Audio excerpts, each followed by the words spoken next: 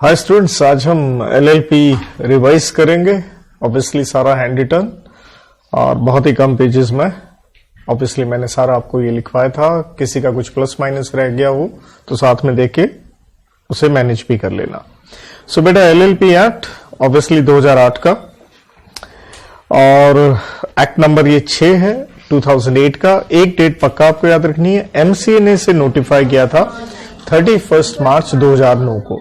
और लगभग अगर हम वेटेज देखते हैं तो वो मैंने आपको लिख के भी दे रखी है और एवरेजली इतने का पेपर आ भी रहा है। इस एक्ट में 14 चैप्टर्स आते हैं comprising of 81 sections and 4 schedule. और एक्ट का प्रेम्बल में मैंने 3 बातें कही थी, फ्री, एफ से फॉर्मेशन, आर से रेगुलेशन एंड आई से to provide for incidental matters.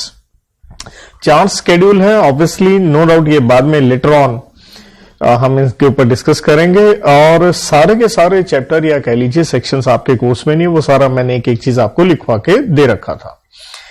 So basically हमने कहा ये एक हाइब्रिड फॉर्म है, किससे निकल के आया, फर्म एंड कंपनी से, राइट। तो यहां पे 5 पॉइंट हमने किए थे, नेल है हैंड पे, राइट। एक new form of corporate business है, ए से ऑल्टरनेटिव है टू द कंपनी या कॉर्पोरेट फॉर्म कह लीजिए, आई से इंटरनल स्ट्रक्चर फ्लेक्सिबल है, वो पार्टनर्स के हाथ में है मैनेजमेंट। लायबिलिटी जो है एलएलपी की वो अनलिमिटेड है, पार्टनर्स की क्या रहेगी, लिमिटेड। एनएच से एक हाइब्रिड मोड है जिसमें कुछ फीचर्स फर्म की, कुछ किसकी आ गई, कंपनीज की आ गई।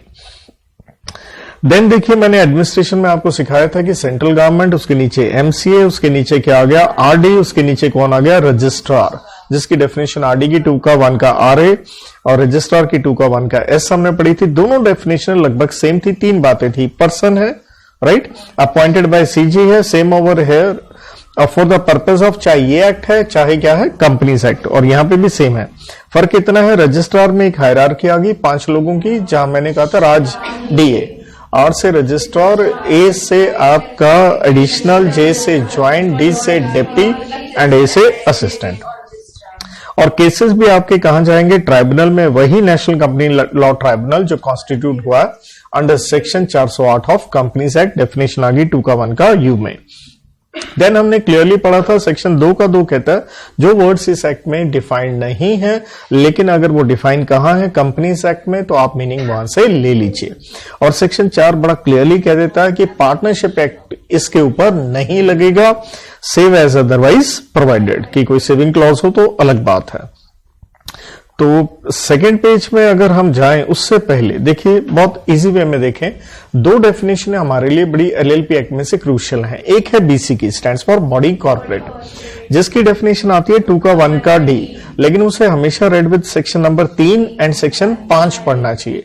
2 का 1 का डी अगर आप रिकॉल करो तो हमने कहा था बीसी के अंदर आ जाएगा कंपनी, इंक्लूड में है 3 बातें, foreign company, LLP and foreign LLP, right.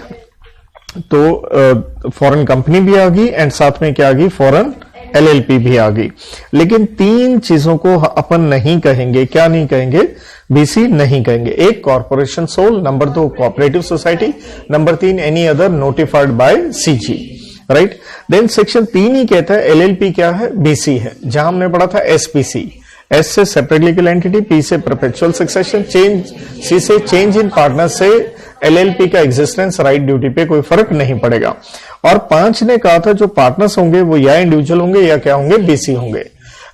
तो दोनों तरह के हो सकते हैं। तो अगर इंडिविजुअल है 3 कंडीशंस थी, मिशन इम्पॉसिबल, एम से अनसाउंड माइंड, आई से इंसॉल्वेंट हो गए, आई से आपने अप्लाई किया। लेकिन अगर आप 3 को देखते हैं, एक तरह से ये फीचर्स ही बनती है। इसको रेड विद सेक्शन 14 कर लेना चाहिए, जहां था फैक्ट्स ऑफ रजिस्ट्रेशन, जहां पे भी सेम हमने एक्रोनियम एसपीसी से किया था, can sue, be sued, separate property, जहां दोहा नाम की कोड की, एंड सी से कॉमन सील कोई जरूरी नहीं है, एंड सी से हर वो चीज करना या सफर करना जो एक बीसी कर सकती है। इसी को, ये तो बड़ा शॉर्ट सा है, लेकिन जो हमने पढ़ा था वो एग्जैक्टली उसी पे दिखा रहा हूं। 2 का 1 का डी, बीसी की definition means a company defined under section 2 का 20 ऑफ कंपनीज एक्ट, इंक्लूड्स में आगे 3 बातें, एलएलपी जो रजिस्टर्ड अंडर दिस एक्ट है या इनकॉर्पोरेटेड आउटसाइड इंडिया है या company incorporated outside India, but does not include तीन बातें, corporation sole, cooperative society registered under any law for the time being in force या any other BC which CG by notification may specify। तो यहां पे LLP जब आया तो LLP की डेफिनेशन हमने पढ़ ली थी 2 का 1 का N means a partnership formed and registered under this act, and foreign LLP 2 का 1 का M means a LLP formed, registered or incorporated outside India but having a place of business within India. और business 2 का 1 का E में हमने पढ़ा था टॉप्स, trade, occupation, profession, services except any activities which CG by NOG में notify. और फॉरेन एलएलपी को हमने यहां पढ़ते साथ उसका एक चैप्टर नंबर 11 फॉरेन एलएलपी एक ही सेक्शन का ये पढ़ा था 59 कि सीजी क्या बनाएगी, इससे रिलेटेड रूल्स, किससे related rules for provisions in relation to establishment of place of business of LLP within India, ताकि वो अपना बिजनेस भारत में क्या कर सके, कैरी ऑन बाय अप्लाइंग और incorporating with such modifications as appear appropriate the provisions of companies Act. तो Companies act की धाराएं इसके साथ लग जाएंगी। जो एग्जैक्टली ये चीज आप वैसे भी ये चीज आप कहां पढ़ के आते हो, आप रेड विद इसे कह सकते हैं आपका सेक्शन नंबर 67 में। और such regulatory mechanism with such composition as may be prescribed. यहीं पे हमने section 3 LLP two B BC पढ़ा था, जहां हमने वही separate legal entity, separate from partners है, परपेचुअल सक्सेशन जिसका मतलब फॉर एवर कॉन्टिन्यूटी, पार्टनर्स में come and go even if they all die, LLP survives. Change in partner से एलएलपी की एग्जिस्टेंस या राइट्स एंड लायबिलिटी पे कोई फर्क नहीं पड़ेगा। सेपरेट लीगल एंटिटी में एंटिटी वर्ड था जो पढ़ा हमने 2 का 1 का के कि एंटिटी का मतलब है कोई भी बीसी, लेकिन उसके साथ में क्या ले ली थी, from under partnership act of 1932। Section 5 में आया पार्टनर दो प्रकार के, इट मे बी इंडिविजुअल और बीसी, लेकिन अगर आप इंडिविजुअल हैं तो आपके ऊपर प्रोविजन थी मिशन इम्पॉसिबल एम से, अनसाउंड माइंड के आप फाउंड हैं किसके द्वारा, by court of competent jurisdiction and the finding is in force, या आप अनडिस्चार्ज इंसॉल्वेंट है, या applied to be adjudicated as insolvent and the application is pending. Then हमने लिस्ट पढ़ी थी कौन कौन पार्टनर बन सकता है, कौन कौन नहीं बन सकता। हर तरह का इंडिविजुअल बन सकता है, चाहे वो एनआरआई है, चाहे पर्सन रेजिडेंट आउटसाइड इंडिया है, या ओवरसीज सिटीजन ऑफ इंडिया है, या फॉरेन नेशनल या सिटीजन है। बॉडी कॉर्पोरेट जो हम पहले पढ़ी है वो तो सारा आ ही गया, लेकिन ध्यान रखें एचएफ बॉडी कॉर्पोरेट नहीं होती, ट्रस्ट भी बॉडी कॉर्पोरेट नहीं होती है, और ना ही फॉर्म 1932 वाली। और बीसी की डेफिनेशन से ये भी आ गया था corporation sole and cooperative society. इसके बाद देखिए हमारा जो कंसेप्ट निकल के आएगा वो मेनली पार्टनर्स पे निकलेगा। तो देखिए सेक्शन 6 हमें बताता है मिनिमम पार्टनर्स के ऊपर, मैक्सिमम पे कोई लिमिट नहीं है। और 6 क्या कहता है, अगर मिनिमम पार्टनर्स जो चाहिए वो हमें चाहिए कितने, 2, लेकिन अगर वो रिड्यूस टू क्या हो जाए, 1 हो जाए, तो ऐसी सिचुएशन में क्या होता है, कोई टेंशन की बात नहीं है, आपको 6 महीने का क्या मिलता है, ग्रेस पीरियड मिलता है, राइट। तो उस दौरान जो एक पार्टनर है और उसे मालूम है कि मैं अकेला रह गया हूं, उसे अपने पार्टनर्स क्या कर लेनी चाहिए, बढ़ा लेनी चाहिए। लेकिन अगर बिजनेस वो कैरी ऑन करेगा for a period exceeding 6 months, तो वो पर्सनली लायबल हो जाएगा उस 6 महीने के डेट के बाद वाली लायबिलिटी के लिए, राइट। ये वही है 1 जनवरी को लायबिलिटी अगर इतनी थी, 6 महीने तक कोई टेंशन नहीं है, 30 जून तक, लेकिन उसके बाद भी आपका बिजनेस कंटिन्यू रहा, लेट्स से अगले 3 महीने, तो फिर आपकी वो पर्सनल लायबिलिटी बन जाएगी। इसी कंसेप्ट में देखिए अगले पार्टनर आता है, that is DP, designated partner, जिसकी डेफिनेशन है 2 का 1 का जे में, जो कि कहता है सेक्शन 7 में जो बता रखा है। मेनली आता है सेक्शन 7 से लेके कहां 10 तक। 7 में अगर हम देखते हैं तो कहता है मिनिमम कितने होंगे, 2, वो भी क्या होने चाहिए, इंडिविजुअल। उनमें से एक क्या होगा, रेजिडेंट। रेजिडेंट का मतलब क्या है, भारत में आप कम से कम है 120 दिन ड्यूरिंग व्हाट, फाइनेंशियल ईयर। इसलिए यहां पे आपके सबसे इंपॉर्टेंट डेफिनेशन फाइनेंशियल ईयर आपको पिक करनी चाहिए, 2 का 1 का एल, जो कि है 1 अप्रैल से 31 मार्च। लेकिन ध्यान रहे अगर आपका आईएनसी इनकॉर्पोरेशन हुआ 30 सितंबर के बाद, तो आपका फाइनेंशियल ईयर मई का मतलब यहां आपको ऑप्शन है, जरूरी नहीं है जो आ रहा है 31 मार्च, आप कौन सा ले सकते हैं, अगला 31 March of year next following year. That means max जीवन में एक बार 18 महीने का हो सकता है। सो अगर आपके पार्टनर्स बीसी हैं तो इन दैट सिचुएशन हमें डीपी क्या चाहिए होता है, इंडिविजुअल चाहिए होता है, तो उनको क्या अपॉइंट करने पड़ेंगे, नॉमिनी। अब डीपी कौन बनेगा, या तो इनकॉर्पोरेशन डॉक्यूमेंट में लिख दो या कहां लिख दो, एलएलपी का एग्रीमेंट के अंदर लिख दो, और उनकी कंसेंट भी लेनी होती है, और लेने के बाद आरओसी के पास 30 दिन में फाइल भी करनी होती है। डीपी बनने के लिए एलिजिबिलिटी भी है, terms and condition as may prescribed, वो सारे आप जानते हैं, रूल्स आपके कोर्स में नहीं है।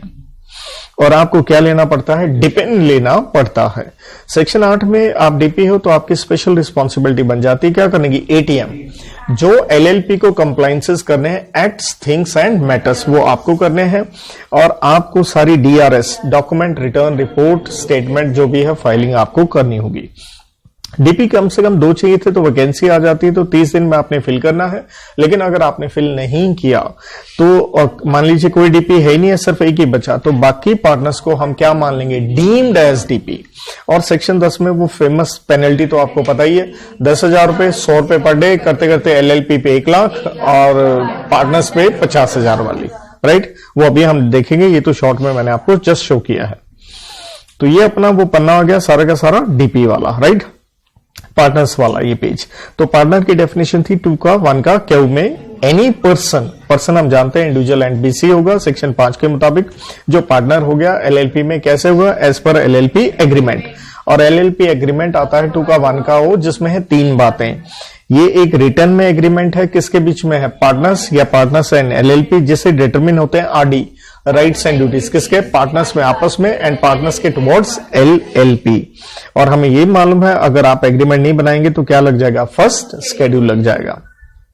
मिनिमम जैसे हमने कहा था 2, रिड्यूस बिलो 2 है, and business is carried on for 6 महीने, बट इफ तो 6 महीने तक कोई टेंशन नहीं है, लेकिन अगर एक्सीड हो गया क्या, 6 महीने, and only partner knowing the fact, जो नॉलेजेबल है कि एक रह गया, shall be personally liable for the debts of the LLP contracted after period of 6 month, जिसे हम लिफ्टिंग ऑफ कॉर्पोरेट विल भी कह देते हैं।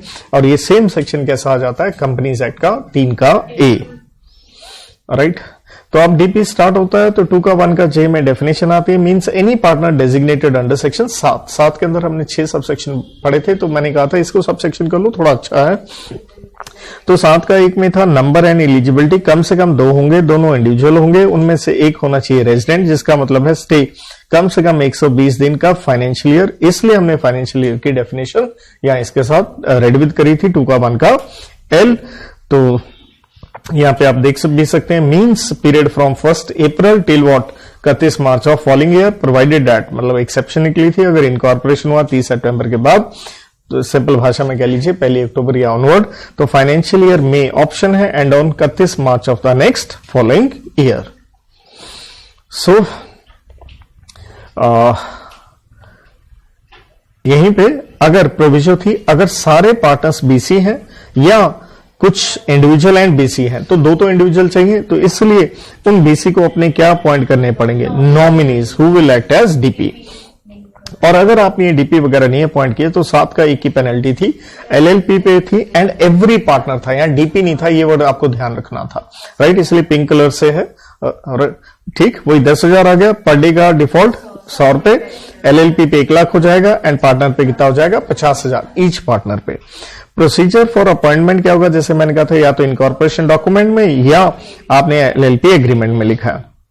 कहने का मतलब है इनकॉर्पोरेशन डॉक्यूमेंट जो सेक्शन 11 में पढ़ते हैं, स्पेसिफाई कर देगा कौन डीपी होंगे, और इनकॉर्पोरेशन पे वो डीपी बन जाएंगे, या वो बता देगा कि each of the partner from time to time what will become DP, के टाइम ऐसे बनते रहेंगे, रोटेशन कह लीजिए। और दूसरा जो पॉइंट इसके अंदर आता है, एज पर एलएलपी एग्रीमेंट आप डीपी बन सकते हैं, any partner may become DP as per agreement, या उसी तरह से वो क्या हो सकता है, एग्रीमेंट के मुताबिक डीपी से सीज भी मार सकता है। बनने के लिए आपको कंसेंट देनी है, नेचुरल है किसको देनी है, एलएलपी को देनी है, प्रिस्क्राइब्ड फॉर्म एंड मैनर। आपके कोर्स में रूल नहीं है तो सिंपल याद रख सकते हैं प्रिस्क्राइब्ड फॉर्म एंड मैनर। और एलएलपी के पास कोई फाइलिंग है, एक बोर्ड और लगा दो अलग से, फीस, बाकी मैंने यहां बता दिया था फॉर्म नंबर कौन सा होता है, 9 होता है। अब आपकी कंसेंट रजिस्ट्रार को फाइल होगी कितने दिन के अंदर, 30 डेज ऑफ अपॉइंटमेंट, वही प्रिस्क्राइब्ड फॉर्म मैनर वगैरह वगैरह, बाकी मैंने बता दिया था आपको। यहां पे इनकॉर्पोरेशन के समय डीपी बताएं तो फिलिप फॉर्म में आ गया, वरना कौन सा आ गया, फॉर्म नंबर 4 में आ गया। और यहां कंसेंट आपकी फाइलिंग नहीं की गई तो ध्यान रखना है, पेनल्टी में एवरी पार्टनर नहीं है। यहां वर्ड क्या लगा दिया, डीपी लगा दिया, और मैंने कहा था याद रख लेना आधा कर दू। वो 10,000 का आधा कितना हो गया, 5,000। डेली के 100 रुपए रहे हैं, लेकिन वो आधा आधा हो गया, 1 लाख की बजाय 50,000, 50,000 की बजाय 25,000। तो आपको एलिजिबिलिटी सेटिस्फाई करनी है डीपी बनने के लिए, एज में भी प्रिस्क्राइब वो रूल है नहीं, तो अपन उसमें नहीं जा रहे हैं। और एलिजिबिलिटी नहीं स्पेसिफाई करी, मतलब फुलफिल करी, तो वही 7 का 1 वाली पेनल्टी। डिपिन आपको ऑब्टेन करना पड़ेगा सीजी से, सेंट्रल गवर्नमेंट से। उसके लिए धाराएं किसकी लगेंगी, कंपनीज एक्ट की फ्रॉम सेक्शन 153 से 159 to apply mutatis mutandis in the same manner जैसे डायरेक्टर बनने के लिए क्या लेना पड़ता है, डेन। भाई याद आ गया। देन आपकी लायबिलिटीज आ गई एज ए डीपी या रिस्पॉन्सिबिलिटी कह लीजिए, तो आप रिस्पॉन्सिबल है for doing of ATM all acts, matters, things required to be done by LLP in respect of compliances, including filing of any DRS, document return report, statements as specified in agreement of the act। और liable होंगे आप सारी penalties के लिए जो impose किसके ऊपर की जाती हैं, LLP, for the contravention of this provision, क्योंकि ये आपकी रिस्पॉन्सिबिलिटी है। तो जो LLP पे लगेंगे आपके ऊपर लगेंगी। इसी में सेक्शन नंबर 9 आ गया, चेंजेस इन डीपी आप कर सकते हो, नए डीपी आप अपॉइंट कर सकते हैं 30 दिन के अंदर, जो मैंने कहा वैकेंसी अगर क्रिएट होती है। और जो नया डीपी आएगा नेचुरल अपनी कंसेंट देगा, और इसकी कंसेंट हम फाइल करेंगे किसके पास, रजिस्ट्रार के पास। देखिए क्योंकि ROC word as such bare act में यूज नहीं है, ऑब्वियसली वर्ड क्या यूज होता है, रजिस्ट्रार, बट है कौन बाय डिफॉल्ट, वो आरओसी ही है। तो deemed DP if no DP appointed और any time there is only what, 1 DP, हर पार्टनर को हम क्या मान लेंगे, डीपी मान लेंगे। और यहां पे भी देखिए अगर आप डीपी नहीं लेके आए हैं, क्योंकि अगर एक रह गया या नहीं है, तो पेनल्टी वही है 7 के 1 वाली, वही 10,000 वाली। ठीक है, 2 डेफिनेशन की हम बात और करेंगे जो कि इनकॉर्पोरेशन में काम आएंगी, that is name and address. तो देखिए पार्टनर 2 तरह के हैं, इंडिविजुअल एंड बीसी। तो दोनों का नेम, दोनों का एड्रेस। तो अगर इंडिविजुअल है तो नाम में उसका फोरनेम, मिडिल नेम एंड सरनेम, और अगर बॉडी कॉर्पोरेट है तो उसका रजिस्टर्ड नेम, और एड्रेस 2 का 1 का ए में, इंडिविजुअल के केस में रेजिडेंशियल एड्रेस, और अगर बॉडी कॉर्पोरेट है तो उसका रजिस्टर्ड ऑफिस। इसके बाद एक सबसे इंपॉर्टेंट डेफिनेशन हमें करनी है, that is small LLP under section 2 का 1 का TA, जहां पे सिंपली हमने कहा 2 कंडीशंस हैं, twin conditions. Contribution max 25 lakh, लेकिन सरकार अगर बढ़ाना चाहे तो 5 करोड़ तक कर सकती है। एंड टर्नओवर मैक्स 40 लाख, जिसे सरकार बढ़ा के करना चाहे तो 50 करोड़। तो ये ट्विन कंडीशन है एंड वर्ड। या फिर एक तरीका और हो सकता है, फुलफिल करें टर्म्स एंड कंडीशन जो प्रिस्क्राइब की गई हैं। सो ये लिखा है, contribution does not exceed 25 lakh, such higher amount not exceeding 5 crore as may prescribe, बीच में वर्ड एंड टर्नओवर। टर्नओवर कैसे देखनी है, एज पर SAS stands for statement of accounts and solvency, किसकी, पिछले बरस की, immediately preceding financial year. Max 40 lakh और such higher amount not exceeding 50 crore as may be prescribed. या एक तीसरा तरीका आ गया, such other requirements as may prescribed and fulfilling such terms and conditions as may be prescribed. देखिए अब कंट्रीब्यूशन यहां पे शब्द आया, इसके साथ हमें इस एक्ट का चैप्टर नंबर 6 करना चाहिए, क्योंकि वो कंट्रीब्यूशन की बात करता है। 2 ही सेक्शन है, 32 एंड 33। 32 कहता है आप अपनी कंट्रीब्यूशन कैपिटल 2 तरीके से दे सकते हो, मे बी कैश और काइंड। तो इसलिए है फॉर्म ऑफ कंट्रीब्यूशन कैश और काइंड। इसलिए आप कोई भी प्रॉपर्टी दे सकते हैं, टेंजिबल, इंटेंजिबल, मूवेबल, इमूवेबल। जहां पे मैंने आपको कोड की करवाई थी मोप्स। एम से क्या हो गया था आपका मनी, पी से प्रोमिसरी नोट, राइट, और ओ से अपने 2 थे अदर बेनिफिट या other agreement to contribute cash और प्रॉपर्टी, और एस से था कॉन्ट्रैक्ट फॉर सर्विसेज। ध्यान रखें, सर्विसेज चाहे आपने परफॉर्म कर दी है या परफॉर्म करनी है। और अगर काइंड में है तो नेचुरल है, जो भी उसकी मॉनेटरी वॉल्यूशन होगी उसका एडी करना है आपने। ए फॉर अकाउंटिंग करनी है, डी फॉर डिस्क्लोजर करना है अकाउंट्स के अंदर in the manner as may be prescribed. 33 section कहता है आपने जो मॉप्स देने का वादा किया तो आपकी ऑब्लिगेशन है वो आपको फुलफिल करनी पड़ेगी। सेम है, मॉप्स देने का वादा आपने किसके अंदर किया होगा? इंपॉर्टेंट वर्ड यहां जरूर ध्यान रखें, that is obviously as per your LLP agreement. तो आपको वो फुलफिल करना होगा। नंबर 2, हो सकता है किसी क्रेडिटर ने आपका LLP एग्रीमेंट देखते हुए क्रेडिट प्रोवाइड किया LLP को, या उसने कोई भी और कॉन्ट्रैक्ट किया, तो वो इन्फोर्स कर सकता है आपको कि आप उतना पैसा दीजिए। लेकिन अगर पार्टनर्स ने आपस में कॉम्प्रोमाइज कर लिया है और उसको पता नहीं है, he can always enforce you. तो ये लिखा है विच एक्सटेंड्स क्रेडिट एक बात, और otherwise acts in reliance on obligation described in the agreement, और उसको नहीं पता है एनी कॉम्प्रोमाइज, जो कि हम चैप्टर नंबर 12 के अंदर पढ़ते हैं 60 से 62 में, between partners may enforce the original obligation against such partner. तो अब आता है बेटा इनकॉर्पोरेशन के ऊपर चैप्टर नंबर 3, 14 चैप्टर है। Chapter 3 incorporation of LLP and matters incidental thereto, section 11 से 21, लेकिन अपने कोर्स में 17 तक है। तो इनकॉर्पोरेशन से रिलेटेड एक बेसिक चार्ट समझिए। रजिस्ट्रार को हमने अप्लाई करना है और उसके लिए फॉर्म होता है अपना फिलिप।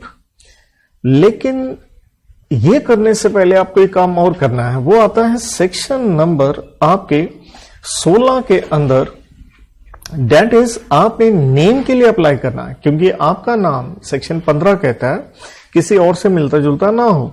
तो इसलिए आपने उसकी अवेलेबिलिटी देखनी है और रजिस्ट्रार उसे रिजर्व कर देता है 3 महीने के लिए। तो पहला ये काम होता है, इसके लिए फॉर्म होता है रन LLP, सारे ये फॉर्म है। इसके बाद आप सेक्शन 11 में जाके रजिस्ट्रेशन कराओ। कौन सा फॉर्म फिल करते हुए? फिलिप। और उसके अंदर इनकॉर्पोरेशन डॉक्यूमेंट में 3 चीजें लिखनी है आपने, NRO, name, registered office, objects. Step 3 होता है, अब रजिस्ट्रार अगर सेक्शन 11 के कंप्लायंस से संतुष्ट है तो सेक्शन 12 में वो आपको सर्टिफिकेट ऑफ इनकॉर्पोरेशन दे देगा 14 दिन के भीतर, और ये होगा कॉन्क्लूसिव एविडेंस, मींस उसको चैलेंज नहीं कर सकते। और इसके बाद इनकॉर्पोरेशन होने के बाद भी ध्यान दीजिए, सेक्शन 30 दिन के अंदर फॉर्म नंबर 3 सेक्शन 23 में हम पढ़ते हैं, हमने अपना LLP एग्रीमेंट रजिस्ट्रार को देना होता है। तो जहां हमने सेक्शन 11 में इनकॉर्पोरेशन की बात की, इसके अंदर 3 सब सेक्शन आते हैं। 11 का 1 का के अंदर 3 क्लॉजेस हैं ABC। एक क्लॉज डील करती कंडीशंस के ऊपर जो है 4, कम से कम 2 लोग होने चाहिए, जो हमने सेक्शन 6 में देखा। नंबर 2, आप ज्वाइन हुए हैं लॉफुल बिजनेस के लिए, बिजनेस हम टॉप्स पढ़ाए थे 2 का 1 का ई में। तीसरा, आपकी प्रॉफिट मोटिव है, दैट मीन्स अगर आप प्रॉफिट के लिए नहीं है, NPO है, LLP नहीं बना सकते। नंबर 4, ये जो 2 लोग हैं इन्हें सब्सक्राइब करना है इनकॉर्पोरेशन डॉक्यूमेंट, मीन्स साइन करने हैं। इसके बाद क्लॉज बी में आपने फाइलिंग करनी है रजिस्ट्रार के पास। नॉर्मली ये रजिस्ट्रार कहां होता है? रजिस्टर्ड ऑफिस ऑफ LLP, जहां पे सिचुएटेड है, लेकिन आज के दिन कंपनी हो, LLP हो, रजिस्ट्रार कौन सा आता है? CRC, सेंट्रल रजिस्ट्रेशन सेंटर, जो मैंने गुड़गांव वाला आपको बताया था। क्लॉज सी में आ गया, इनकॉर्पोरेशन डॉक्यूमेंट के साथ आप एक स्टेटमेंट लगाएंगे, वही प्रिस्क्राइब्ड फॉर्म मैनर में। ये पार्ट बी आ जाता है फिलिप का, कि हमने सारे कंप्लायंसेस कर दिए हैं, अब ये कौन साइन करके देगा? आपने कोई भी जो एंगेज किया है in the formation of LLP, इन चारों में से कोई भी professional, chartered cost accountant, CS या एडवोकेट, साथ में सब्सक्राइबर टू इनकॉर्पोरेशन डॉक्यूमेंट। लेकिन ध्यान रहे, अगर ये डॉक्यूमेंट, ये स्टेटमेंट कुछ गलत आपने लिखी है, फॉल्स है, इनएक्यूरेट है, सप्रेशन, जो फिस मैंने आपको कहा था, सिंपल एक एक्रोनियम, अदरवाइज टेक्निकल वर्ड क्या लिखा था? फॉल्स स्टेटमेंट और does not believe it to be true, तो कोई भी आदमी, जो पर्सन इन्वॉल्व है, उसके ऊपर पेनल्टी है, मैक्स आप 2 साल के लिए अंदर जाओगे। एंड क्योंकि पूरे LLP में जहां जेल है उसके साथ फाइन पक्का है, और वर्ड कहीं नहीं है। 10,000 से लेके 5 लाख तक फाइन लग सकता है। 11 को तो इनकॉर्पोरेशन डॉक्यूमेंट मेमोरेंडम की तरह है। 3 बातें जैसे मैंने सिंपली कहा था, NRO, name, registered office, objects या कह लो प्रपोज बिजनेस, साथ में नेम एंड एड्रेस किसका? पार्टनर्स का, इसलिए हमने उसकी डेफिनेशंस पढ़ी, वो यहां लिखा है। और कोई इंसिडेंटल मैटर्स जो भी बताए गए हैं, अदर इंफॉर्मेशन जो लगानी है। सेक्शन 12 को पहले सिंपली देखिए, अगर रजिस्ट्रार संतुष्ट है आपके सेक्शन 11 के कंप्लायंस से तो वो रजिस्टर कर लेगा डॉक्यूमेंट्स को और 14 दिन के भीतर भीतर आपको सर्टिफिकेट ऑफ इनकॉर्पोरेशन दे देगा, जो कि एक कंक्लूसिव एविडेंस है कि सारे कंप्लायंस किए गए हैं under his seal and authentication. Actual में इसकी वर्डिंग थोड़ी सी कठिन थी, वरना ये सिंपल बड़ा इजी था कि अगर आपने रिक्वायरमेंट्स 11 का 1 का बी एंड सी का कंप्लायंस कर लिया है, रजिस्ट्रार रख लेगा incorporation document and unless requirement 11 का 1 का ए इज कंप्लाइड, तो वो 14 दिन के भीतर भीतर रजिस्टर कर लेगा, सर्टिफिकेट दे देगा आपको। और अगर वो संतुष्ट है, जो कि 11 का 1 का सी में आपने स्टेटमेंट दी है कि आपने कंप्लायंस 11 का 1 का ए का कर दिया है, और फिर वो इश्यू कर देगा under his sign and seal, और ये कंक्लूसिव एविडेंस होगा और एलएलपी इनकॉर्पोरेट हो जाएगी बाय द नेम स्पेसिफाइड देयरइन। और इसके इफेक्ट्स क्या होंगे, वही जो हमने पहले बात करी, SPCC, LLP can sue and be sued. P से सेपरेट प्रॉपर्टी, जहां मैंने दोहा आपको बताया था, आप प्रॉपर्टी का डिस्पोजल कर सकते हो, डेवलप कर सकते हो, ओ से ऑन कर सकते हो, एच से होल्ड कर सकते हो, ए से एक्वायर कर सकते हो। प्रॉपर्टी कोई भी, मूवेबल, इमूवेबल, टेंजिबल, इंटेंजिबल।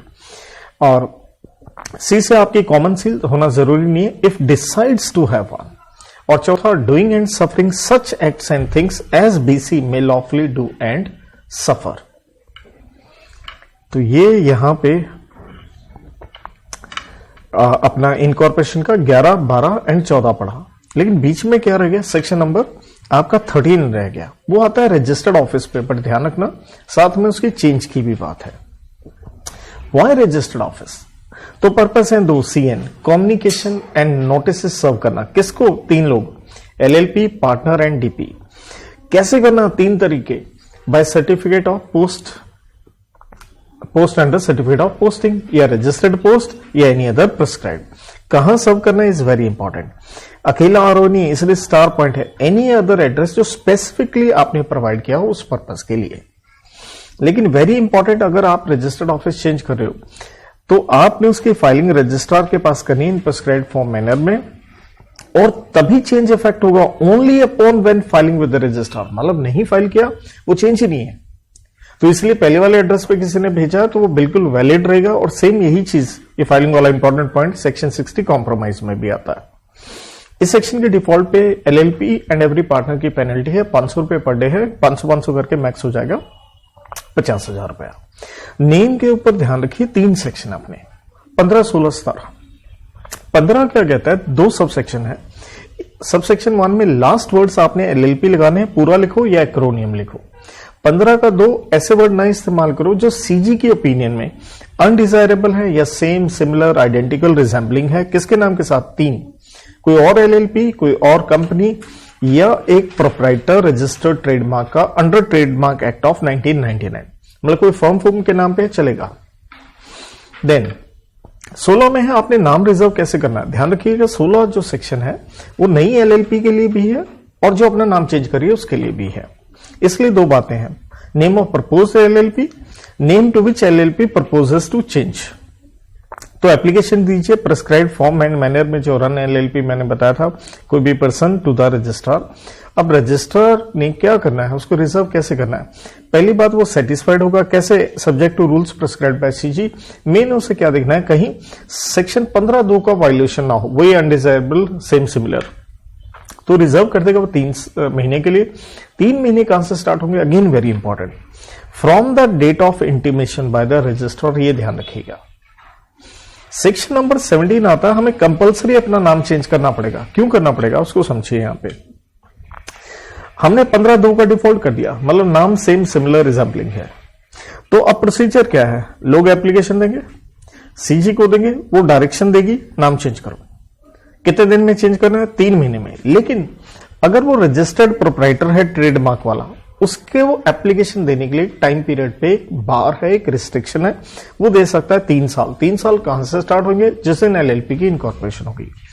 अब एलएलपी को क्या करना है, अपना नाम जो भी इसने क्योंकि आपको चेंज करना होगा, तो 15 दिन के भीतर आप आरओसी को नोटिस दो, फिर आरओसी सीओआई के अंदर चेंजेस करेगा, और फिर क्या करना है, उसके 30 दिन में एलएलपी को जब जैसे आरओसी ने चेंज कर दिया, एलएलपी एग्रीमेंट में आपको चेंजेस करने पड़ेंगे। लेकिन ध्यान दीजिए, अगर यहां पे स्टिल आपका फेलियर रहता है, तो फेलियर रहता है तो नेचुरल सी बात है, सीजी ही क्या करेगी, आपको एक नया नाम अलॉट कर देगी, और हो सकता है वो नाम आपको अच्छा ना लगे। तो ऐसी स्थिति में आपको एक राइट जरूर है, आप सब्सिक्वेंटली मतलब बाद में, कि आप अपना नाम फिर से चेंज कर सकते हो एज पर सेक्शन नंबर 16 का कंप्लायंस करते हुए। मतलब वर्ड टू वर्ड अगर हम देखते हैं तो क्या लिखा है, अगर डिफॉल्ट हुआ 15/2 का कैसे में, जाने अनजाने में, इनएडवर्टेंटली और अदरवाइज, चाहे वो पहली रजिस्ट्रेशन थी या रजिस्ट्रेशन बाय न्यू नेम था, चेंज किया जो आपने, जो किसी और के साथ सेम सिमिलर हो गया, तो एप्लीकेशन दी किसने, ये 3 लोग देंगे जिसके साथ सेम सिमिलर हुआ, एलएलपी कंपनी या रजिस्टर्ड ट्रेडमार्क प्रोप्राइटर। तो सीजी डायरेक्शन देगी नाम बदलो 3 महीने के भीतर भीतर। लेकिन अगर रजिस्टर्ड प्रोप्राइटर ट्रेडमार्क वाले की तरफ से एप्लीकेशन है, वो तभी एक्सेप्टेबल है अगर वो देता है 3 साल के अंदर, जिस दिन एलएलपी की रजिस्ट्रेशन होगी या जिस दिन एलएलपी ने नाम चेंज करने के बाद जो आपके साथ सिमिलर हो गया। अगर एलएलपी नाम बदल लेती है तो जैसे हमने कहा, वो आरओसी को रजिस्ट्रार वर्ड ही पूरे एक्ट में है, आरओसी बाय डिफॉल्ट वही होता है, लेकिन रजिस्ट्रार वर्ड ही लिखिएगा पेपर में। वो रजिस्ट्रार को 15 दिन के भीतर भीतर बताएगा, साथ में सीजी के ऑर्डर की कॉपी लगाते हुए। अब रजिस्ट्रार क्या करेगा, नेसेसरी चेंजेस कर लेगा सर्टिफिकेट ऑफ इनकॉर्पोरेशन में, and with in 30 days of changes in incorporation, जैसे उसने कर लिया उसके 30 दिन में एलएलपी को क्या करना है, नाम चेंज करना है अपने एलएलपी एग्रीमेंट के अंदर, ये ध्यान रखें। और अगर एलएलपी डिफॉल्ट करती है सीजी की डायरेक्शन का, तो सीजी अलॉट कर सकता है नया नाम, और रजिस्ट्रार एंटर कर लेगा अपने रजिस्टर में और क्या इशू कर देगा, fresh COI with the new name. लेकिन nothing in this section to prevent LLP from subsequently, मतलब बाद में अगर वो नाम नहीं अच्छा लगा सीजी वाला, आप चेंज कर सकते हैं, किसका कंप्लायंस करते हुए, सेक्शन नंबर 16 का। तो बेटा चैप्टर नंबर 4 सेक्शन 22 से 25 आता है, जिसको हम सिंपल कहते हैं राइट्स एंड ड्यूटीज कह लीजिए पार्टनर्स के। वैसे नाम है partners and their what relation, लेकिन राइट एंड ड्यूटी वाली ही थोड़ी सी बात है। देखिए सेक्शन नंबर जो 22 है उसको आसान हम नाम दें, आप पार्टनर कैसे बनोगे, 2 तरीके हैं, इनकॉर्पोरेशन डॉक्यूमेंट में जिसका नाम लिखा होगा या एज पर एलएलपी एग्रीमेंट। तो यही लिखा है, for the incorporation of LLP persons who have subscribe, जिसका मतलब होता है साइन किया, जिन्होंने incorporation document, right, shall be the partners on incorporation. और कोई और आदमी भी बन सकता है एज पर व्हाट, एलएलपी का एग्रीमेंट। 23 आता है, इसलिए आसान भाषा में मैंने नाम क्या दिया था, राइट्स एंड ड्यूटीज। तो वो कैसे तय होंगे उनके राइट्स एंड ड्यूटीज, सिंपल ले लीजिए, उनके राइट्स एंड ड्यूटीज तय होंगे एज पर एलएलपी एग्रीमेंट। और एलएलपी एग्रीमेंट अगर नहीं है तो राइट्स एंड ड्यूटीज होंगे एज पर फर्स्ट शेड्यूल। और अगर आपने ये एग्रीमेंट बना लिया है बिफोर इनकॉर्पोरेशन या prior to incorporation, pre incorporation कह लो, तो एलएलपी बनने के बाद उसे रेटिफाई करेंगे सारे के सारे पार्टनर्स। एंड चौथी बात ये भी है, इस एग्रीमेंट की फाइलिंग आरओसी के पास करनी होती है 30 दिन के भीतर फॉर्म नंबर 3 में। तो देखिए ये लिखा, save as otherwise provided in act rights and duties as per LLP का एग्रीमेंट बिटवीन पार्टनर्स या पार्टनर एंड एलएलपी। और नंबर 2, फाइलिंग करनी है आपने इस एग्रीमेंट की, या बाद में कल कभी भी इसको चेंजेस होते हैं, जैसे मैंने कहा था 30 दिन, ई फॉर्म नंबर 3। और एग्रीमेंट बना है राइटिंग में बिफोर इनकॉर्पोरेशन बिटवीन सब्सक्राइबर, दे में इम्पोज एप्लीकेशन ऑन एलएलपी, अगर ये एग्रीमेंट क्या कर दिया जाता है, ratified by all the partners obviously after incorporation. In absence, any matter as to rights and duties between partners या LLP and partners shall be determined as per first schedule. Then देखिए section number जो 24 आता है आपका, जिसको हम कहते हैं पार्टनर चला गया, सिसेशन कह लीजिए। उसमें पहले आसान भाषा में देखें क्या चीज है। देखिए पार्टनर चला गया, या तो रिजाइन किया उसने, रिजाइन कैसे करेगा, एज पर एलएलपी एग्रीमेंट, या वो नोटिस देगा कम से कम 30 दिन का बाकी पार्टनर्स को, राइट। तो उसने नोटिस देना है पार्टनर्स को, या फिर कंपलसरी उसके जाने के 5 तरीके आते हैं, 5 डी से डेथ था, डी से डिसोल्यूशन था, डी से डिक्लेयर्ड एज अनसाउंड, डी से डिक्लेयर्ड एज इंसॉल्वेंट, डी से to be declared as insolvent, applied for insolvency, यूं कह लीजिए। कॉन्सिक्वेंस क्या होगा, आपकी कॉन्टिन्यूटी एज पार्टनर रहेगी अनलेस नोटिस ना हो उस तीसरे बंदे को या आरओसी को डिलीवर ना किया गया हो, और आपकी लायबिलिटी कंटिन्यू रहेगी इन जो इनकर्ड हुई है बिफोर व्हाट सिसेशन, और फॉर्मर पार्टनर के राइट रहेंगे उसकी कैपिटल का, एक्यूमुलेटेड प्रॉफिट का, या लॉसेस हैं तो माइनस हो जाएंगे, लेकिन उसका मैनेजमेंट में इंटरफेरेंस का कोई राइट नहीं होगा सिसेशन के बाद। तो ये छोटे छोटे चार्ट्स भी हैं भाई, जिसको पढ़ने में और शॉर्ट करना हो, लेकिन आज के दिन ज्यादा शॉर्ट अच्छी बात नहीं है। So person may cease to be partner as per LLP agreement in the absence of agreement by notice of resignation to all other partners in writing। कम से कम कितने दिन का? That means ज्यादा दिन का हो सकता, not less than 30 days। Compulsory है, मैंने आपको बताई दिए दीदी वाले पॉइंट, और 3 पॉइंट तो वही आगे कौन से सेक्शन 5 वाले, Mission Impossible, unsound mind, insolvency applied for. Consequence था 24 का 3, continuation as partner in relation to any person dealing with LLP, former partner is regarded as partner unless the person का यहां मतलब था third party, has the notice former partner has ceased to be partner or the notice that the former partner has ceased to be partner has been delivered to the registrar। Continuation of liability on cessation, obligation and liability does not automatically comes to an end, that is remains liable for the obligation incurred before ceasing to be a partner towards what LLP, partner or any other person। 24 का 5, rights of partner, former partner, share of former partner और any other person entitled to his share in consequence of death और insolvency of former partner to comprise of capital, accumulated profits after deduction of accumulated losses any, determine कब करना है, as the date cease to be partner। Subsection 6 में कोई right नहीं है farmer partner का या any person claiming through him due to his death और insolvency to interfere in what management. और भैया सेक्शन नंबर 25 क्या कहता है? 25 कहता है भाई ऐसा हुआ, चेंज हो गया पार्टनर का ना मीन्स नेम एंड एड्रेस, तो उस पार्टनर को क्या करना है, एक फॉर्म नंबर 6 भरना है 15 दिन के अंदर, किसको देना है, LLP को। इसके बाद LLP क्या करेगी, एक फॉर्म नंबर 4 30 दिन के अंदर भर के किसको देगी, ROC को। लेकिन यहाँ इंपॉर्टेंट चीजें ध्यान रखिएगा, एक तो वही आपका नेम एंड एड्रेस चेंज, एक यहाँ बड़ी बात ही पार्टनर चेंज हो गया, जिसका मतलब है बिकमिंग और सीजिंग, ठीक है। और एक तीसरी बात ये आती है, अगर पार्टनर को एक रीजनेबल कॉज है, उसे लगता है कि जो LLP है वो ROC के पास फाइलिंग नहीं करेगी, तो ऐसी स्थिति में वो खुद ROC के पास अप्लाई कर सकता है और ROC LLP से लेगी कंफर्मेशन। लेकिन अगर उसने कंफर्मेशन नहीं दी 15 दिन में तो वो उसे रजिस्टर कर देगा, और यहां पेनल्टी सेक्शन में थी 10,000 रुपए की। तो देखिए, registration of changes in partner, तो कंप्लायंस बाय पार्टनर नोटिस देगा किसको, LLP को, कितने दिन में, 15 दिन में। क्यों देगा, चेंज हो गया क्या, उसका नेम एंड एड्रेस, जो हमने 2 का 1 का P में नेम पढ़ा, एड्रेस पढ़ा 2 का 1 का A में। अब LLP आगे नोटिस देगी, यही दोनों चेंज का, साथ में क्या है, पर्सन बिकम्स और ceases to be partner, registrar को 30 दिन में।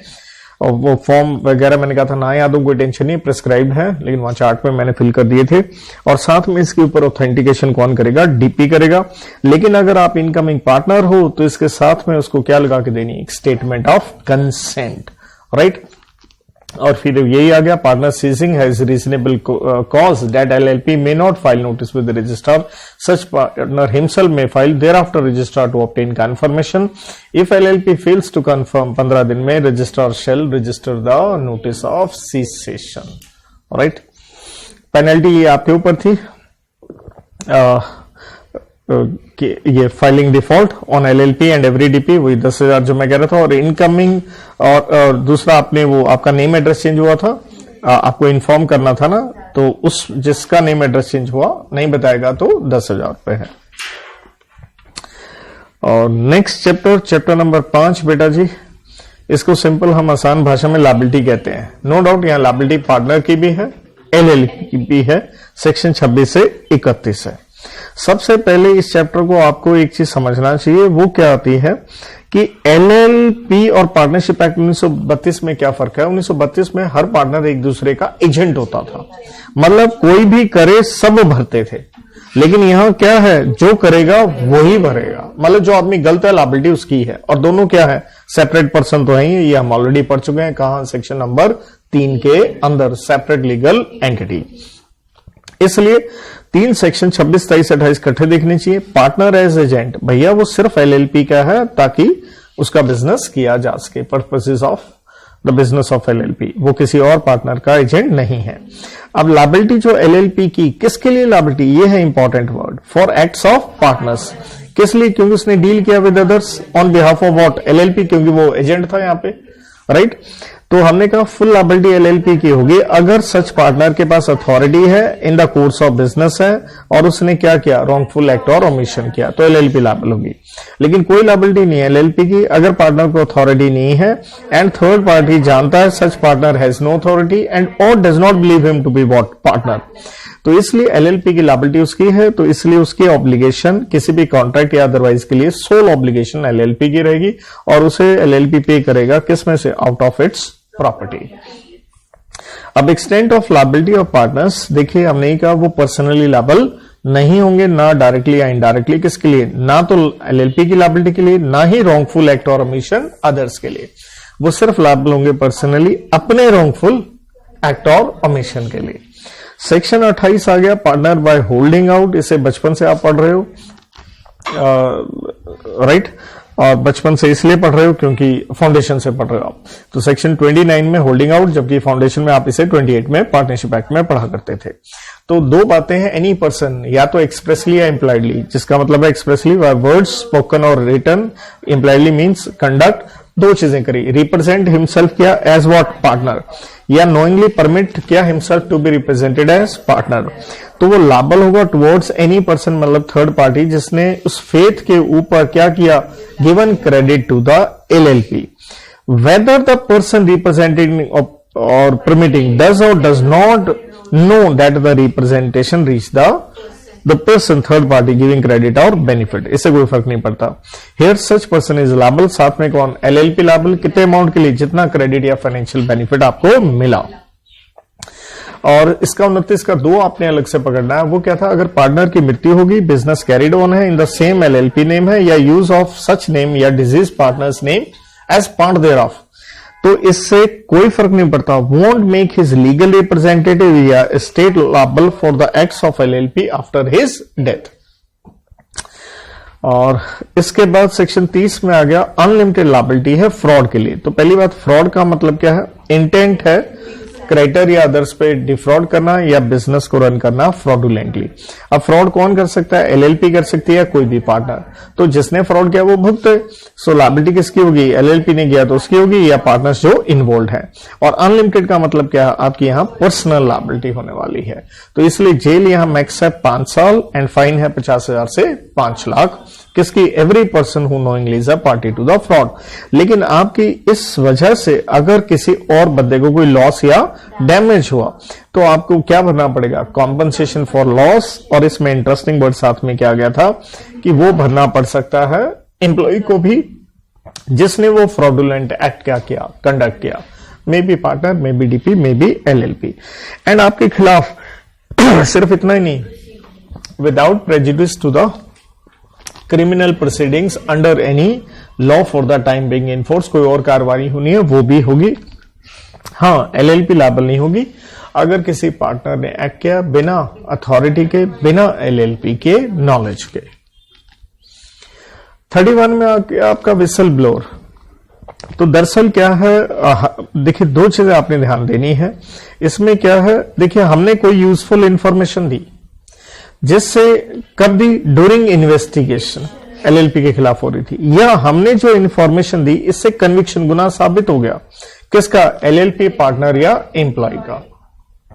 अब चीज क्या है, शामिल हम भी हैं उस गुनाह में, कुछ गड़बड़ में, तो कोर्ट और ट्राइब्यूनल में कार्रवाई चल रही थी, तो कोर्ट और ट्राइब्यूनल चाहे तो हमारी पेनल्टी रिड्यूस या वेव कर सकती है। हम कौन है? अगेन पार्टनर या एम्प्लॉई है। अगर यह कोर्ट या ट्राइब्यूनल सेटिस्फाइड है, फिर दो बातें याद रखें, हमारी यूजफुल हमने इंफॉर्मेशन दी है ड्यूरिंग इन्वेस्टिगेशन, या हमारी इंफॉर्मेशन चाहे वो इन्वेस्टिगेशन था या नहीं था, लेकिन क्या हो गया? कन्विक्शन हो गया इस एक्ट में या किसी भी एक्ट में, किसका?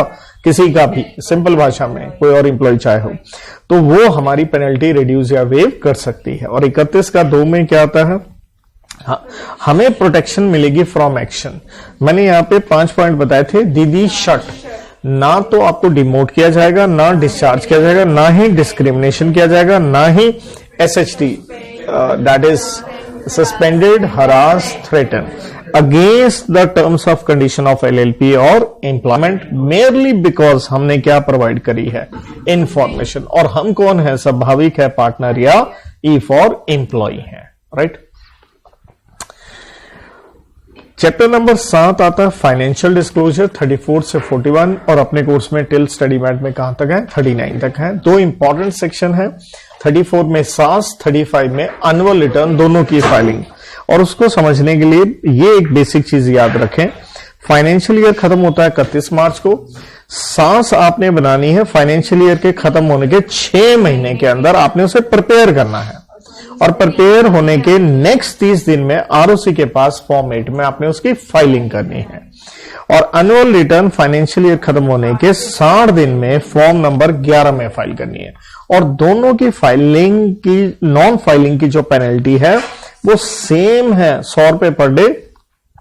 करते करते LLP पे मैक्स 1 लाख एंड DP पे हो जाएगा 50,000, वही सेक्शन 7 वाली। तो सबसे पहले आ गया 34 में maintenance of books of accounts and audit वगैरह। तो प्रॉपर बुक्स में हमने कहा as to the affairs of LLP for each year कैसे बनेगा? कैश और अक्रूल बेसिस। ध्यान रखिए ये इंटरेस्टिंग था क्योंकि कंपनीज में सिर्फ किस पे बनता है? अक्रूल। कैसे बनेगा? Double entry system. बुक्स कहां रखी जाएंगी? रजिस्टर्ड ऑफिस में प्रिजर्व की जाएंगी 8 साल के लिए। ऑडिट भी आपको करवाना होगा प्रेस्क्राइब फॉर्म मैनर में, जैसे CG बाय NOG स्पेसिफाई करे, लेकिन वो एग्जाम्पशन दे सकता है कुछ विशेष LLP को, जैसे किसको दे रखी है? स्मॉल LLP को। देन आ गया सास, जैसे मैंने कहा था प्रिपेयर करनी है 6 months of and of financial year, और फाइलिंग करनी है with in 30 days from the end of 6 months, form number 8 में, जिसपे साइन कौन करेगा? DP। तो यहां पेनल्टी 2 थी इस सेक्शन में, क्योंकि एक पेनल्टी क्या थी? प्रॉपर बुक्स ऑडिट एंड सास की प्रेपरेशन, क्योंकि नॉन फाइलिंग की अलग थी, ये ध्यान रखो। तो नहीं बनाया तो वहां पे आपकी पेनल्टी है LLP एंड एवरी DP पे, LLP पे 25,000 से 5 लाख, और इधर है 10,000 से 1 लाख। और 35 में एनुअल रिटर्न तो सिंपल था, to be file duly authenticated with registrar, वही prescribe form and manner, form 11 बता दिया था, contents as prescribed within 60 days of the end of financial year, और पेनल्टी यही सास वाली। 34 का A सिंपल सी बात है, अकाउंटिंग एंड ऑडिटिंग स्टैंडर्ड क्या होंगे? जो CG प्रिस्क्राइब करेगी, नफरा को कंसल्ट करेगी, ICAI उसको क्या करेगा? रिकमेंड करेगा, और वो किसके लिए लगेगा? क्लास और क्लासेस ऑफ LLP, जिसका मतलब हो गया सभी LLP पे नहीं। 36 में बेटा आया, हमने ROC के पास डॉक्यूमेंट्स फाइल किए थे, तो कोई भी आदमी एक फीस देकर के क्या कर सकता है? इंस्पेक्शन कर सकता है। सिंपल वही है, डॉक्यूमेंट्स जो मैंने DRS बार बार कहे, आपका इनकॉर्पोरेशन डॉक्यूमेंट था 11 में, और ये पार्टनर्स की डिटेल थी 25 वाला, सास एंड एनुअल रिटर्न। 37 में था, अगर आपने जो भी ये DRS की फाइलिंग करी उसमें क्या है? फॉल्स स्टेटमेंट है, फिस जो मैंने कहा था, फॉल्स इनएक्यूरेट सपरेशन, वरना टेक्निकली कहें फॉल्स है किसमें? Material particular knowing it to be false, omits any material facts knowing it to be material. तो same as otherwise expressly provided in act, मतलब जब तक एक्ट में अलग से ना दे रखो, इंपॉर्टेंट सेक्शन है, ध्यान दीजिएगा इसे। तो जेल रहेगी मैक्सिमम आपकी 2 साल एंड फाइन रहेगा 1 लाख से 5 लाख।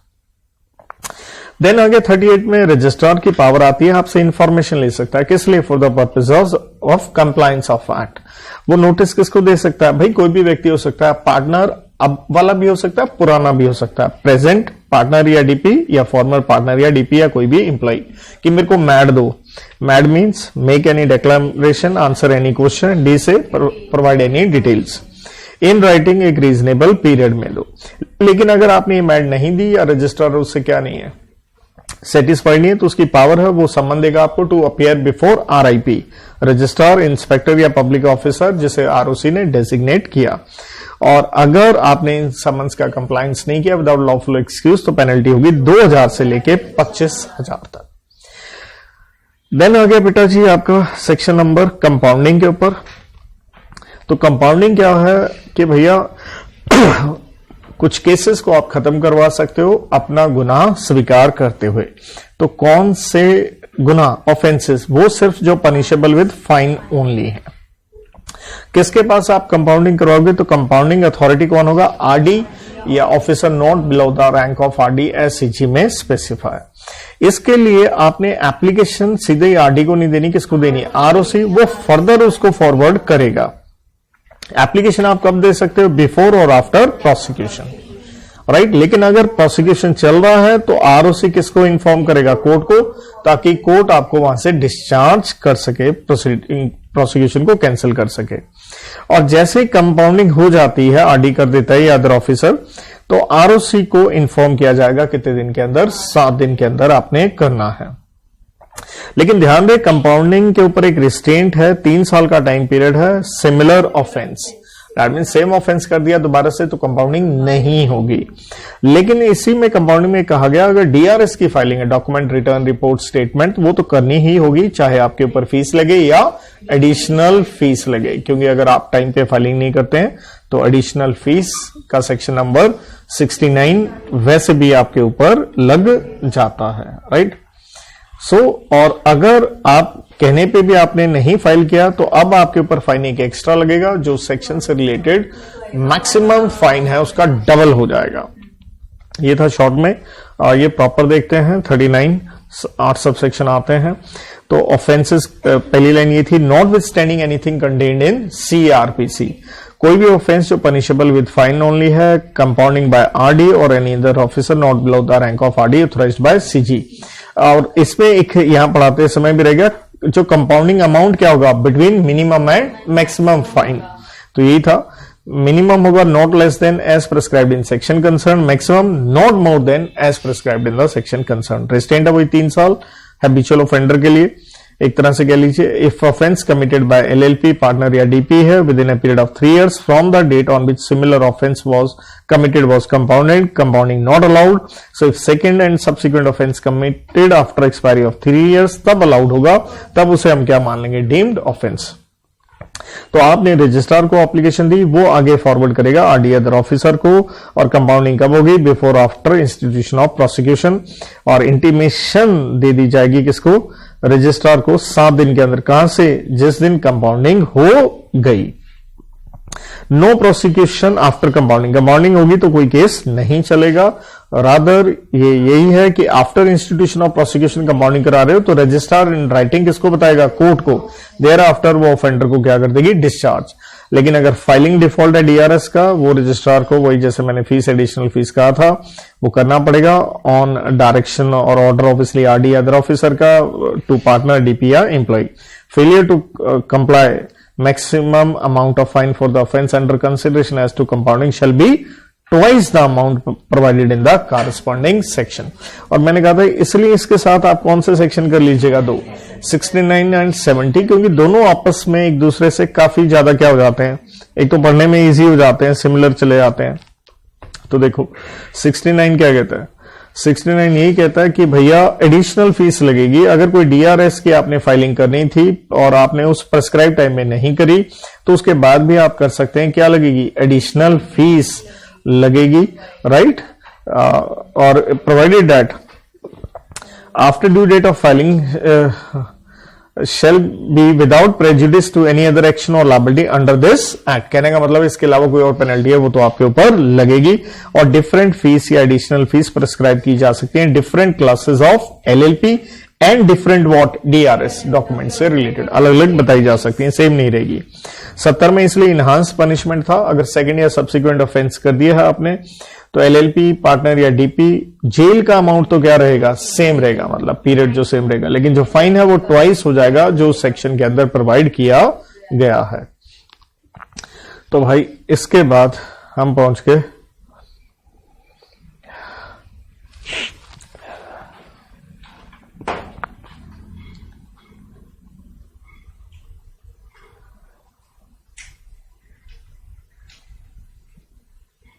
अपने नेक्स्ट चैप्टर नंबर 8 में, जो कि है असाइनमेंट के ऊपर। सिर्फ एक ही सेक्शन है 42। इसमें है पार्टनर का हक है वो अपना पीडी मतलब प्रॉफिट या लॉसेस या अदर डिस्ट्रीब्यूशन जो मिल सकती हैं एज पर एलएलपी एग्रीमेंट, वो ट्रांसफर कर सकता है होली और इन पार्ट। और ट्रांसफर से नहीं होगी दो बातें दीदी, ना उसका डिसएसोसिएशन होगा, ना ही dissolution and winding of LLP होगी। और जो ट्रांसफरी है या साइनी है उसको ये 3 राइट नहीं मिलेंगे। एमसीए, एम से वो मैनेजमेंट में पार्टिसिपेट नहीं कर सकता, सी से कंडक्ट नहीं कर सकता एक्टिविटीज, ए से वो एक्सेस नहीं कर सकता information as to transactions of the LLP. ध्यान रहे चैप्टर नंबर 9 इन्वेस्टिगेशन 43 से 54 आपके कोर्स में नहीं है, स्टडी मैट में नहीं है।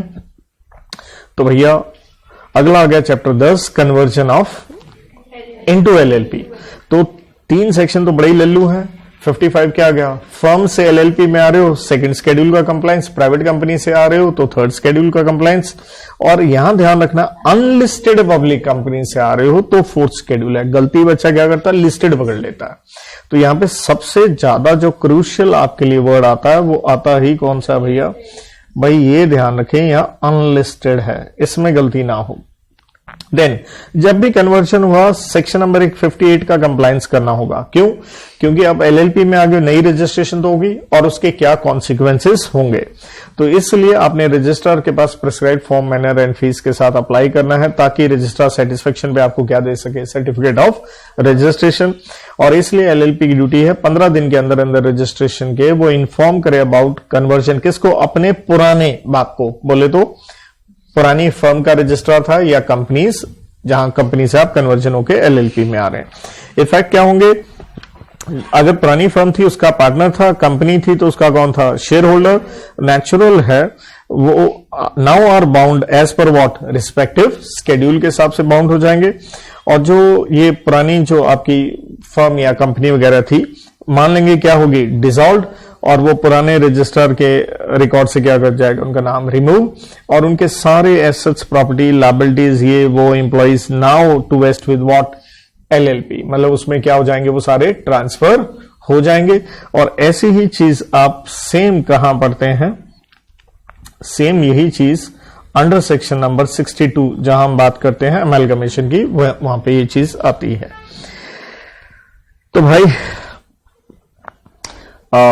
देखिए, क्योंकि ये आपका 10वां चैप्टर था, 11वां चैप्टर हमने सेक्शन 59 पे फॉरेन एलएलपी पहले कर लिया था, तो 12वां आ गया आपका कॉम्प्रोमाइज, अरेंजमेंट, रिकंस्ट्रक्शन वगैरह पे, राइट।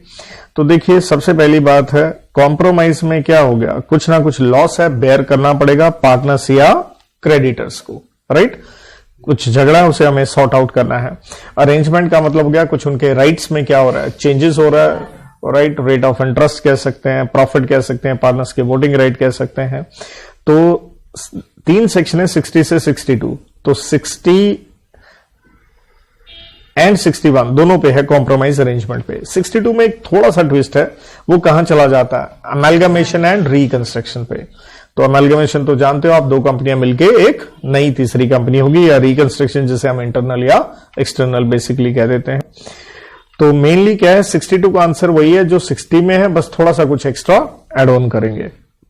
तो देखिए 60 क्या कहते हैं, 4 एप्लीकेंट्स हैं एलएलपीसी, एलएलपी, एल से लिक्विडेटर अगर एलएलपी वाइंडिंग अप में चल रही है तो, और पी से पार्टनर, सी से क्रेडिटर। इन्होंने एप्लीकेशन दी है ट्राइब्यूनल को। एप्लीकेशन के साथ क्या लगा के दिए, 3 बातें, material facts, latest financial position, pending investigation. अगर कोई इन्वेस्टिगेशन है तो ट्राइब्यूनल उसके ऊपर क्या लगा सकता है, स्टे ऑर्डर। अब ट्राइब्यूनल ऑर्डर करेगा कि मीटिंग बुलाई जाए किसके बीच में, पार्टनर्स एंड क्रेडिटर्स। वहां से उनकी क्या ली जाएगी, कंसेंट कह लो, या उनकी क्या ली जाएगी, अप्रूवल ली जाएगी। और अप्रूवल के लिए 2 हैं, ट्विन कंडीशंस हैं। क्या होना चाहिए, मेजॉरिटी रिप्रेजेंटिंग 3/4 इन वैल्यू, ठीक है, मेजॉरिटी रिप्रेजेंटिंग 3/4 इन वैल्यू। 2 कंडीशन है, तो मेजॉरिटी हो गया मोर देन 50% इन नंबर, 75% इन वैल्यू। ये एग्री करेंगे तो इस एग्री करने के बाद ट्राइब्यूनल क्या कर देगा, सैंक्शन, तो ये बाइंडिंग हो जाएगा सबके ऊपर। लेकिन जैसे ट्राइब्यूनल ने ऑर्डर दिया, उसके ऑर्डर की कॉपी आपने किसके पास फाइलिंग करनी है, और उसके पास 30 दिन में, अदरवाइज उसका कोई क्या नहीं होगा, अफेक्ट नहीं होगा। ये भी सेम वही चीज है जो आपने कहां पढ़ी, राइट, ये सेम वही चीज है, सेम अंडर सेक्शन, कौन सा, बच्चे हमारे इतने मासूम हैं, 13 में, जो आप चेंज ऑफ आरओ पढ़ के आए थे, स्टैंड्स फॉर रजिस्टर्ड ऑफिस। और सेक्शन 60 की भी जो पेनल्टी है, पहली बात वो 62 में भी सेम है, वही सेक्शन 7 वाली है, 10,000 100 रुपए पर डे करते करते एलएलपी पे 1 लाख, पार्टनर्स पे 50,000 डीपी पे, ठीक है। 61 में क्या होता है कि एनसीएलटी की पावर है कि क्या करना, इन्फोर्स करना, किसको इन्फोर्स करना, कॉम्प्रोमाइज और अरेंजमेंट को। जहां मैंने कहा था कोड की एसडीएम सुपरवाइज कर सकते हैं, डायरेक्शन दे सकते हैं, मॉडिफिकेशन दे सकते हैं, लेकिन अगर ये फेलियर हो जाए तो वाइंडिंग अप भी कर सकते हैं ऑन इट्स ओन मोशन या application by any interested person, और इसको वाइंडिंग अप माना जाएगा अंडर सेक्शन 64 में, राइट। और 62 क्या आता है, दैट इज रिकंस्ट्रक्शन अमालगमेशन। तो पहली बात ध्यान रखना, ये सिर्फ किसके बीच में आता है, between 2 LLP, company verse and LLP नहीं है, सिर्फ एंड सिर्फ क्या है, घर की बात घर में ही रहेगी, इस एक्ट के बाहर नहीं जाएगी, राइट। तो प्रपोज हुआ कॉम्प्रोमाइज और अरेंजमेंट, जहां आप चाहते हैं रिकंस्ट्रक्शन और अमालगमेशन हो, तो चीज वही चल रही है सेक्शन नंबर 60 वाली, वही ट्राइब्यूनल के पास हम गए हैं और हम चाहते हैं ट्रांसफर हो जाए, क्या, होली या पार्ट, क्या, UP, you for undertaking, that means business, P से प्रॉपर्टी, राइट। और ट्राइब्यूनल क्या है, उसी सेम ऑर्डर से या एक सब्सिक्वेंट ऑर्डर से क्या कह सकता है, यहां मैंने कोड की दी थी आपको, पब्लिक डिस्ट्रीब्यूशन सिस्टम, पी से भाई प्रॉपर्टी, राइट्स, राइट कहो, पावर कहो, ये सब ट्रांसफर किए जाए, और अगर प्रॉपर्टी पे चार्ज क्रिएट किया है तो वो ये भी कह सकता है ट्राइब्यूनल उसे फ्री ऑफ चार्ज किया जाए। डी से डेट लायबिलिटी, राइट, ये ट्रांसफर होंगी। डी से डिसोल्यूशन कर दिया जाए without what, winding up, but ये तो ही होगा, ये एरो देखिए, अगर रिपोर्ट कौन देता है, ऑफिशियल लिक्विडेटर रिपोर्ट दे रहा है तभी होगा, और उसमें कंडीशन रहती है not against the interest of public और पार्टनर्स। देन डी से ही अगर कोई पर्सन इससे नाखुश है, इस ऑर्डर से डिसेंटिंग है, तो उसके लिए एक प्रोविजन बनाई जाएगी एग्जिट अपॉर्चुनिटी के लिए। सूट्स जो है कंटिन्यू रहेंगे बाय और अगेंस्ट, बाय और अगेंस्ट, जिसका मतलब है या तो ट्रांसफरर एलएलपी ने कर रखे थे या उसके ऊपर किसी ने किए हुए हैं, अब वो कंटिन्यू किसके नाम पे रहेंगे, ट्रांसफरी एलएलपी के। और एस से सप्लीमेंटल कॉन्सिक्वेंशियल, या जिसे आसान भाषा में क्या कहते हैं, इंसिडेंटल मैटर्स, तो पीडीएस नाम से इस तरह से, लेकिन ये पूरा का पूरा पीडीएस तभी होगा अगर रिपोर्ट देता है, कौन देता है, आरओसी देता है, और आरओसी किस चीज की रिपोर्ट देता है, ध्यान रहे ये सेम कि ये भाई किसके अगेंस्ट नहीं है, ना तो पार्टनर्स के ना ही पब्लिक के, तभी ट्राइब्यूनल इसको ऑर्डर देगा। और एग्जैक्टली वर्ड टू वर्ड भी अगर हम चलें अपने ही हैंड रिटन में, तो देखिए ये था सेक्शन 60 जिसमें 5 थे सबसेक्शन, तो बिना सबसेक्शन के टेंशन लिए, तो कॉम्प्रोमाइज और अरेंजमेंट प्रपोज होता है किसके बीच में, LLP and creditors, LLP and partners. Application गई किसको, ट्राइब्यूनल को। देने वाले कितने लोग थे, ऑब्वियसली 4 लोग हैं, ठीक है, दिख रहे हैं 4। और लिक्विडेटर कब है, अब अगर एलएलपी क्या है, वाउंड अप है। एनेक्शर क्या है, डिस्क्लोजर देना है, कैसे, एफिडेविट और अदरवाइज। क्या बताने हैं, material facts relating to LLP including latest financial position pending of any investigation. Stay of suit मतलब ट्राइब्यूनल में after filing of application until the application is disposed of stay the commencement और continuation of any suit और proceeding against the LLP on such terms and condition NCLT thinks fit. Conditions क्या है approval के लिए, firstly approval कौन करेगा, creditor या partner, वही ट्विन कंडीशन, मेजॉरिटी रिप्रेजेंटिंग 3/4 इन वैल्यू। और उसके बाद सैंक्शन कौन करेगा, ट्राइब्यूनल, और उसका ऑर्डर क्या हो जाएगा, बाइंडिंग ऑन ऑल, यही चारों एलएलपी सी, लेकिन लिक्विडेटर के साथ यहां वर्ड क्या लिख दिया था, contributory if LLP is wound up.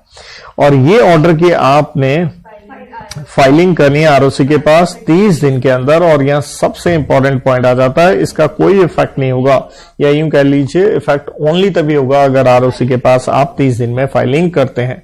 Penalty वही LLPDP 10,000, 100 रुपए करते करते 1,50,000, वही सेक्शन 7 वाली। एंड जो मीटिंग करने के लिए कहा था ट्राइब्यूनल ने, वो किस तरह से की जाएगी, इन सच मैनर, या ट्राइब्यूनल एज ट्राइब्यूनल डायरेक्ट कर रहा है या प्रिस्क्राइब्ड बाय रूल्स। तो उससे क्या किया जाएगा, कॉल्ड, हेल्ड एंड कंडक्टेड। 61 में आया ट्राइब्यूनल की पावर को इन्फोर्स करना, सेक्शन 60 के ऑर्डर को सुपरवाइज करना, carrying out of CA, compromise arrangement, direction in regard to any matter of CA necessary for proper working, modification जो अपने ही ऑर्डर का फेलियर टू कंप्लाई है, तो ट्राइब्यूनल सेटिस्फाइड है कि 60 वाला जो सैंक्शन हुआ था can't be worked out with or without modification. It may on its own motion or application by any interested person to order winding up, and such order deemed to be an order under section 64, जो कि tribunal की power है किसी भी LLP को बंद करने की, जहां हम कोड की देते होते हैं MSD DJ। और कौन सा पॉइंट लग गया, J वाला, जस्ट एंड इक्विटेबल। और ये आ गया 62, प्रोविजंस फॉर फैसिलिटेटिंग रिकंस्ट्रक्शन और अमालगमेशन की एप्लीकेशन फाइल हुई 60 में, एंड शोन टू ट्राइब्यूनल की compromise arrangement proposed as to scheme for reconstruction और अमालगमेशन बिटवीन व्हाट 2 और मोर LLP, लेकिन ध्यान रहे कंपनी नहीं है। And under the scheme whole और part of UP undertaking property और liability to be transferred from transferor LLP to transferee, tribunal may sanction it और by subsequent order make provision for, वही PDS वाली बात, transfer of property जिसमें property भी आ गया, राइट आ गया, पावर्स आ गई, एवरी डिस्क्रिप्शन, लायबिलिटी में क्या आ गया, ड्यूटीज ऑफ एवरी डिस्क्रिप्शन। और ट्राइब्यूनल बाय ऑर्डर डायरेक्ट कर सकता है property to be freed from any charge, so charge to cease, या continuation of legal proceedings by और against in the name of transferee LLP, dissolution without winding up of transferor LLP after official liquidator report to tribunal that affairs of the LLP are not prejudicial to the interest of partners और public. याद आ गया, वो report of liquidator सिर्फ इसी point के ऊपर थी, dissolution वाले पे। और if dissent provision to be made for any person as tribunal directs, ताकि उसको एग्जिट अपॉर्चुनिटी मिले, अदर इंसिडेंटल मैटर्स, वो इंप्लाई वगैरह ये वो कह लो। और प्रोविजो एंड में ही था tribunal to order if registrar क्या देता है, रिपोर्ट, सेम यही वाली रिपोर्ट, और फिर ROC के पास ये ऑर्डर की कॉपी, सर्टिफाइड कॉपी 30 दिन के अंदर आपने देनी है। और पेनल्टी 62 वाली भी एरो इधर से ये मार के दिए थे, कॉपी पेस्ट है। तो बेटा जी इसके साथ हम आगे चैप्टर नंबर 13 पे, winding up and dissolution, 3 section 63, 4, 5, जिसमें 63 कहता है 2 तरह की हो सकती है, वॉलंटरी या बाय ट्राइब्यूनल, जिसका मतलब होता है compulsory, right, and LLP wound up में बी डिसॉल्व। और 65 क्या कहता है, रूल्स बनाए जा सकते हैं, कौन बनाएगा, CG। और ट्राइब्यूनल कब वाउंड अप करेगा, सर्कमस्टेंसेस ग्राउंड क्या है, 5 MSD DJ, M से हमने लिया था मंथ्स हो गए हैं, मोर देन 6 महीने, जब पार्टनर्स रिड्यूस्ड बिलो 2 हैं। S से LLP एक्ट करिए against the interest of obviously देश, सोवरेनिटी कहें, इंटेग्रिटी कहें, आपके सिक्योरिटी ऑफ स्टेट कहें, एंड पब्लिक ऑर्डर। D से आपने डिसाइड किया कि हम वाइंड अप करेंगे थ्रू व्हाट, ट्राइब्यूनल। D से सबसे इंपॉर्टेंट आपका ये पॉइंट आ जाता है, लगातार 5 साल आपका फाइलिंग डिफॉल्ट है, और किस चीज का है, चाहे वो सास है चाहे वो एनुअल रिटर्न है, ध्यान दीजिएगा दोनों में से कोई भी एक, ऐसा नहीं कि एंड वर्ड हो, छोटी छोटी बातें होती है लेकिन आप गलतियां कर लेते हो, राइट, कोई भी लगातार, और यहां कोई भी, ये छोटे छोटे हिंदी वर्ड इसलिए हमेशा मैंने लिख के दिए हैं गलतियां ना हो। और आखिरी क्या था, just and equitable ground in the opinion of tribunal, जो कि अभी हमने 61 के साथ भी देखा, जैसे डेडलॉक आ गया बिटवीन पार्टनर्स, ये भी एक और रीजन हो सकता है। मिसलेनियस आखिरी चैप्टर है, 14 है, 66, 81 है, लेकिन अपने कोर्स में सिर्फ 4 हैं, जिसमें से 2 सेक्शन तो हमने कर ही लिए, 69 एंड 70। 66 बना कि क्या पार्टनर LLP के साथ कोई बिजनेस ट्रांजेक्शन कर सकता है, जी कर सकता है, वो मनी भी लैंड कर सकता है, अदर भी कर सकता है, और उसके राइट एंड ऑब्लिगेशन वही होंगे जैसे कि किसी थर्ड पार्टी के हों। और 67 में है, सरकार चाहे तो कंपनीज एक्ट की धाराएं LLP पे लगा सकती है by notification in official gazette with necessary modification, exception and adoption. और जो भी आपके प्रपोज नोटिफिकेशन आता है वो कॉपी पेश की जाएगी both houses of parliament and to be kept there at least for 30 days either in one और more session, and thereafter it becomes law provided it is passed by the both houses of the parliament, Lok Sabha and Rajya Sabha. Clear? तो इसके साथ बेटा ये revision समाप्त होती है। Wish you the best. Thank you.